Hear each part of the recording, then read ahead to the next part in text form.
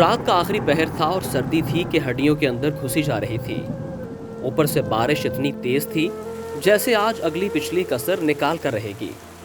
मैं अपनी कार में दूसरे शहर के कारोबारी दौरे से वापस आ रहा था और कार का हीटर चलने के बावजूद सर्दी की शिद्दत महसूस कर रहा था।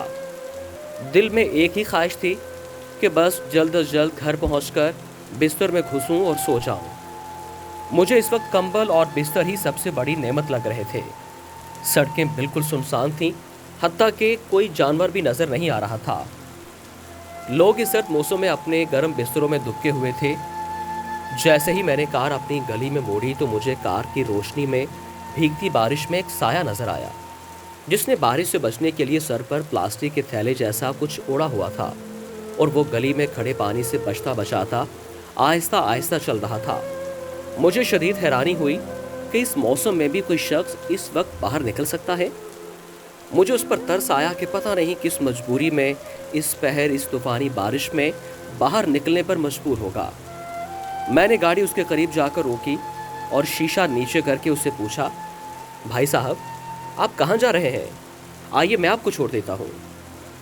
उन्होंने मेरी तरफ देखकर कहा, शुक्रिया भाईजान, बस मैं यहाँ करीब ही तो जा रहा हूँ, इसलिए पैदल ही चला जाऊँगा। मैंने तजस्सुस भरे लहजे में पूछा, इस वक्त आप कहाँ जा रहे हैं?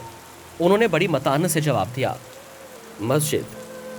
मैंने हैरानी से पूछा, इस वक्त मस्जिद में क्या करने जा रहे हैं? उन्होंने कहा, मैं इस मस्जिद का मौज़िन हूँ और फजर की अजान देने के लिए मस्जिद में जा रहा हूँ। ये कहकर वो अपने रास्ते पर चल पड़े और मुझे एक नई सोच में गुम कर गए कि आज तक हमने कभी सोचा है कि सख्त सर्दी की रात में तूफान हो या बारिश, कौन है जो अपने वक्त पर अल्लाह के बुलावे की सदा बुलंद करता है? कौन है जो हमें बताता है कि नमाज नींद से बेहतर है?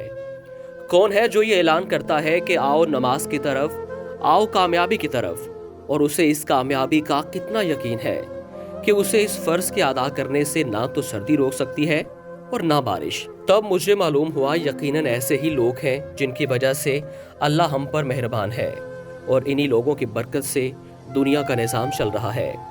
मेरा दिल चाहा कि नीचे उतरकर उसे सलाम करूं, लेकिन वो जा चुका था और थोड़ी देर बाद जैसे ही फ़ज़ा अल्लाह अकबर की सदा से गूंजी, मेरे कदम भी मस्जिद की जानिब उठ गए और आज मुझे सर्दी में मस्जिद की तरफ चलना गर्म बिस्तर और नींद से भी अच्छा लग रहा था।